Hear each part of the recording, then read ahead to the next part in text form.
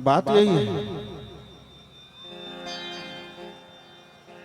कि हमारे शास्त्रों में तो पाप से मुक्त होने के बहुत साधन बताए हैं, लेकिन करोगे कब?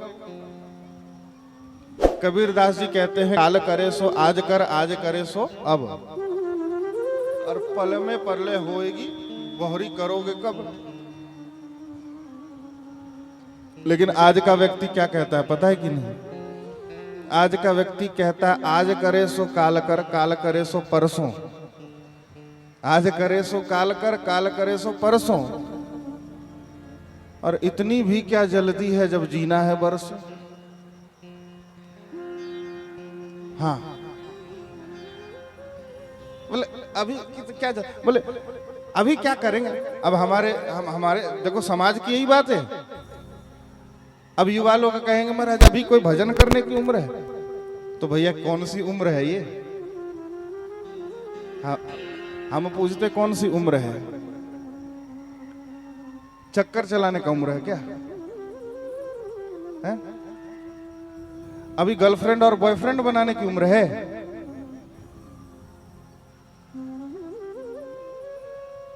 बोलते नहीं महाराज बुढ़ापे में विचार करेंगे। बोले गीता कब पढ़ोगे? बोले बुढ़ापे में। बुढ़ापे में क्या पढ़ोगे भाई? जब आंखों से दिखाई नहीं देगा पढ़ोगे क्या?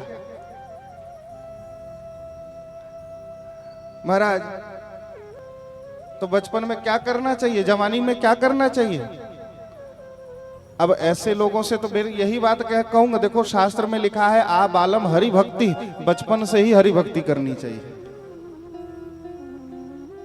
जो लोग ये कहते हैं कि बुढ़ापे में करेंगे, मैं कह रहा हूं शास्त्र कहते हैं कि आ बालम हरि भक्ति, बचपन से ही हरि भक्ति करनी चाहिए। बचपन से यदि भक्ति दृढ़ हो गई तो भगवान मिल जाएंगे। और बुढ़ापे में भक्ति बड़ी कठिन होती है महाराज। हाँ, यदि जीवन पहले से यदि भक्ति करते आ रहे हैं तो बुढ़ापा सुखपूर्वक व्यतीत हो जाता है, फिर उसमें भी भजन साधन बढ़िया से होता है। लेकिन जीवन भर किया नहीं तो वृद्धावस्था में अरे कैसे होगा? संभव है?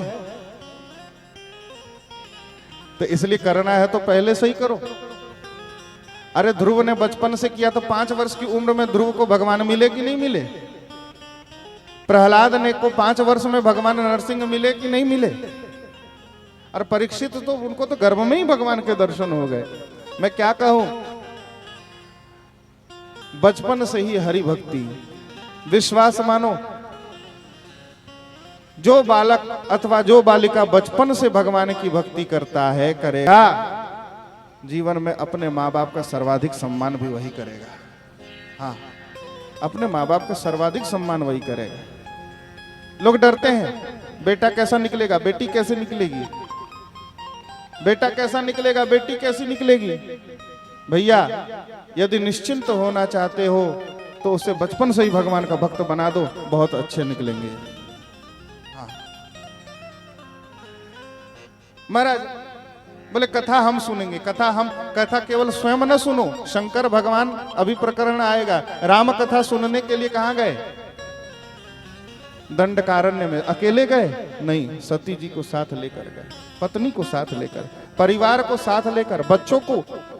बच्चे यदि बचपन से देखो भैया, और कुछ करने पर क्या होगा ये तो हम नहीं जानते, लेकिन ये बात निश्चित है कि जो बालक अथवा जो बालिका समय समय पर हरि कथा, भगवान शिव की कथा, भगवान नारायण की कथा सुनता रहेगा, निश्चित है वो कभी कुसंस्कारी हो ही नहीं सकता, नहीं होगा।